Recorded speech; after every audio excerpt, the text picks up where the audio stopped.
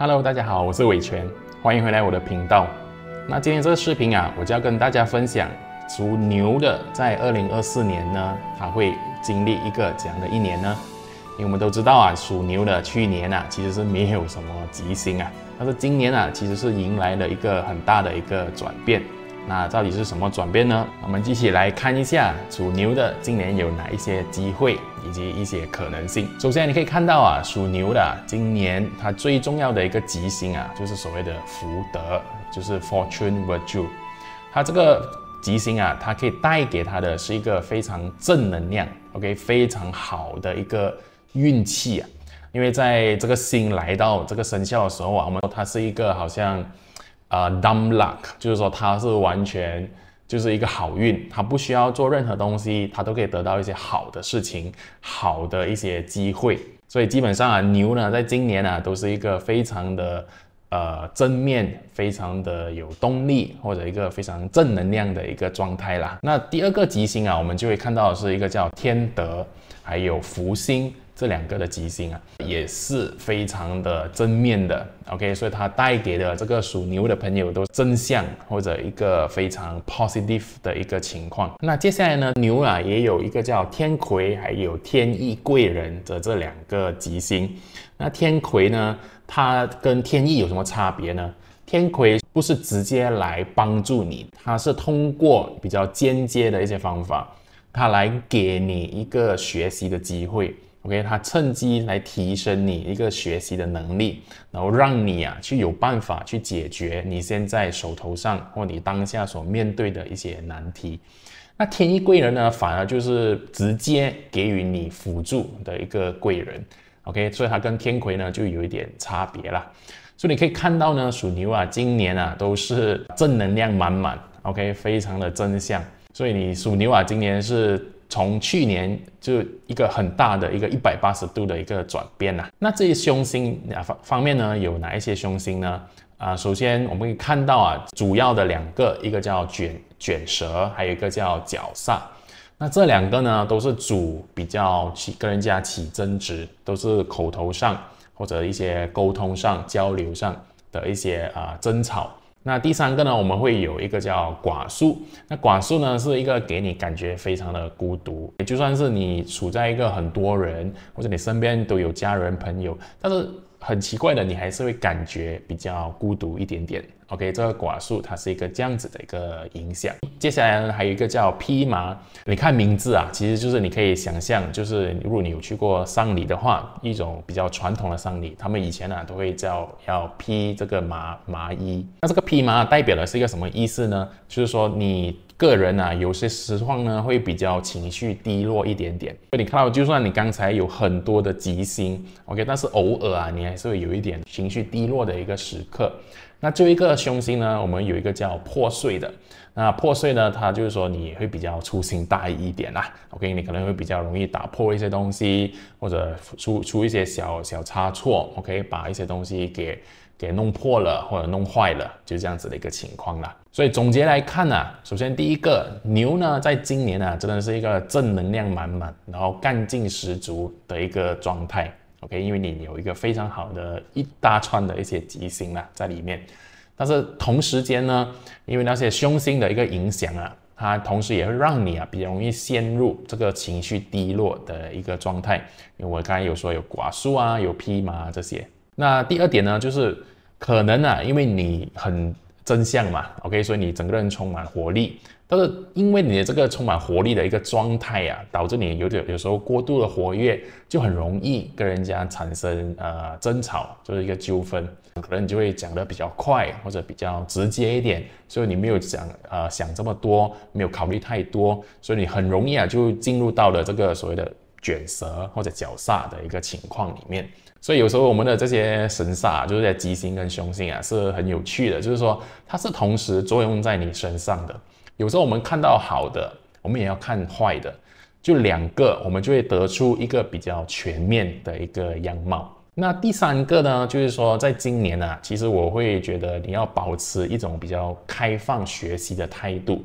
OK， 当你如果这样子的时候那些贵人呢就会自然的就会出现了。OK， 因为这个就会启动了你这个所谓的天魁还有天意贵人的一个吉星。最后呢，就是总结一句话的话，属牛的在今年呢，其实你是要考虑要如何去应对这种情绪的一个波动，一种起起落落这样子啦。那至于为什么，其实也是跟牛在今年呢，其实跟这个太岁，也就是龙啊，其实是属于一个破的关系。破啊，它代表的是一个彻底的改变。可以想象啊，你拥有一栋楼，当它出现破的时候，就好像你把整栋楼啊都给炸掉了，你把它夷为平地，所有东西都彻底的改变，然后我们重新来过，它是一个重置的一个过程。所以它是一个非常快速、非常急促，甚至有时候有一点冲动之下所做的一个决定。属牛的在经历这个破的时候，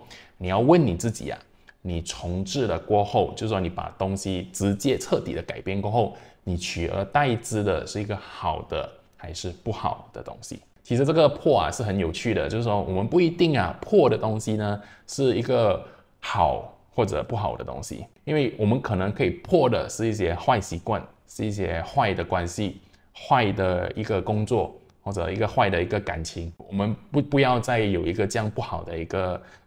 关系留在我们的生活里面。OK， 所以我们就要来进行一个彻底的去破坏。但是很重要的是啊，你在破坏过后，你要取而代之的是一个好的东西还是不好的东西呢？所以第一个就是说你要知道你要破的是什么。OK， 是好还是不好？那在破过后呢，你取代的是好还是不好，也是很重要。那这就是破的一个关系啦。那接下来呢，我要跟大家分享啊，就是你的八字里面啊，其实每个人呢不是只有一个生肖，每个人其实是有4个生肖的。很多人啊其实是不知道这个情况的，因为他们会觉得，我只有属年，就是那个年份的一个生肖，不是吗？其实不是的，我们是有4个，你的年、月、日、时，其实都是有生肖的。所以我在这里呢，就有举一个八字的例子，你可以看到啊，在年，它代表的是你的社交圈子、你的朋友，或者甚至是你的一个更大的一个行业的一个范畴。那月呢，代表的是你的事业、你的工作。那日呢，是代表的是你个人，就是你自己本身，或者你的感情 ，OK， 甚至是你的另外一半。时就是代表的是你内心的一些想法。OK， 你一个比较内心的一个驱动的一个感觉，或者甚至你的下属、你的孩子、你的资产。时我们讲的都是一个属于你的东西。如果丑是出现在年的话，它影响你的社交圈子。那我这里会给一个建议啊，就是说你要多接触一些正能量的圈子，远离一些负面的朋友啊。在今年呢，有很多的这些很正面的吉星，就很有可能啊，你就会看到你的朋友啊，很多时候啊，都是处于一个非常正面的一个状态。但是同时间，因为你也是有一些凶星，是一些比较情绪低落的，所以我就会建议是说，你要多接触，你要往正面的圈子，然后你要远离负面的一些朋友。那如果是丑出现在月份的话，我就会觉得非常的好啦，因为就代表啊，你其实今年啊，你有很多的一个能量还有干劲啊，在你的工作上，所以我会建议你要把你的正能量啊，全部用在做对的事情上，对你的长远的发展才是一个好事。很多人也以为，我今年有很多吉星，我什么都不用做，我就很好了。OK， 其实不是啦。OK， 你还是真的要做一点事情来启动它，这样你才可以得到这个吉星的一个好处。Okay， 你要用在对的地方啦。那当然，因为丑呢，今年是跟这个龙啊是破，所以它很多时候啊很有可能呢，你在工作上啊，你可能会出现一种破旧立新的一个情况。那这是一个肯定会发生一些改变的啦。OK， 只是你要去主导那个改变是一个好的还是不好的一个结果啦。那第3个呢，在日啊，就是出现丑的话，其实就是你的个人或你跟你的伴侣的一个感情啊，会受这个丑的这些吉凶星所影响。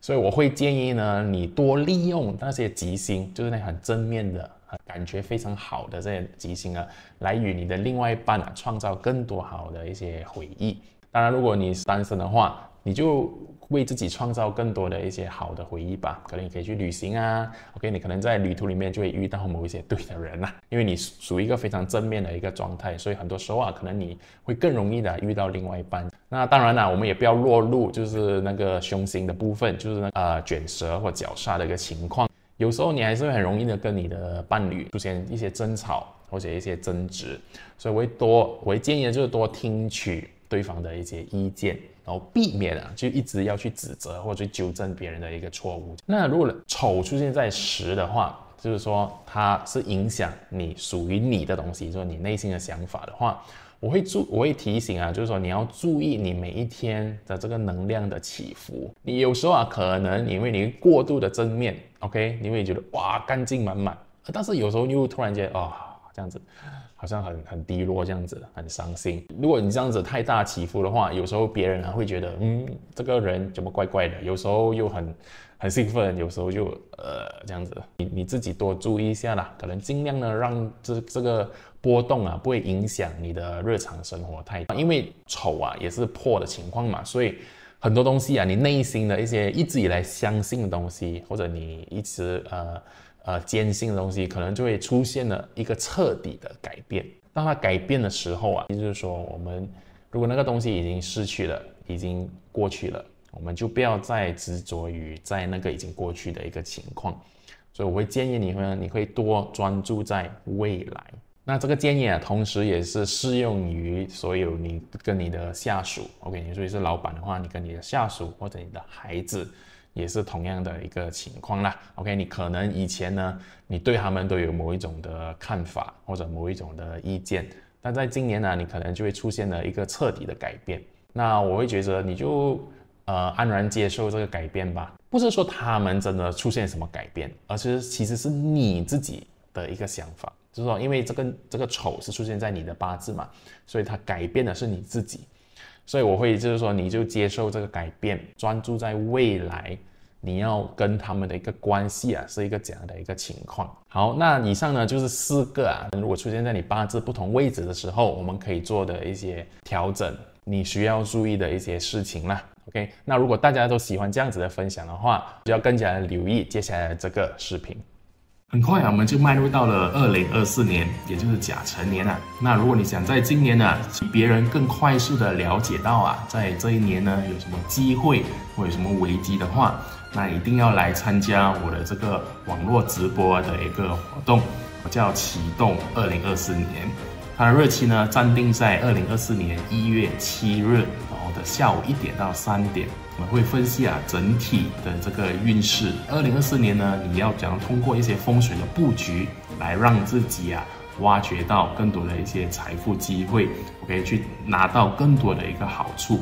那当然了，还有我会分享就是关于2024年它有的一些隐藏的危机，可以让你呢可以先避开这些危险，让自己不会做错的一些决定。回到个人方面的话，我也会提供一些个人在事业方面如何去启动那个能量，一个整体的一个能量启动。最后呢，我会再分享你在迎接9运，因为我们都知道2024年呢其实就是9运的开始的一年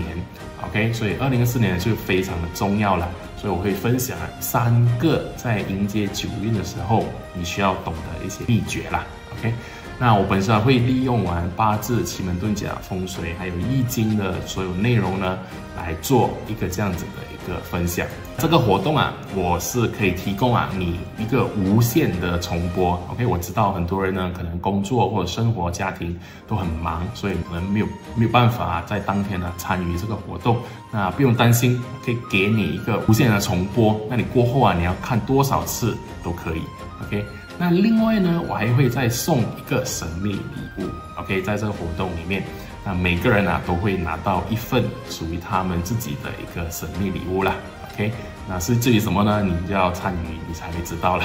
那最后呢，我还会再给一个所谓的启动2024年的一个手册。那你就会问这个活动大概多少钱呢 ？OK， 我其实只是收一个$19的一个价格啦。OK， 如果你想购买的话，我会放在这个视频的资讯栏，或者在留言区那边，我会放一个购买链接。希望在当天可以看到各位，谢谢。好，以上呢就是属牛在今年就是甲辰年可能会遇到的一些机会还有情况。如果大家喜欢的话，记得要把这个视频呢分享你身边属牛的朋友或者家人，让他们也知道在2024年他们可以做这样的一个准备。那这期视频呢就到这里，我们下一期见，拜拜。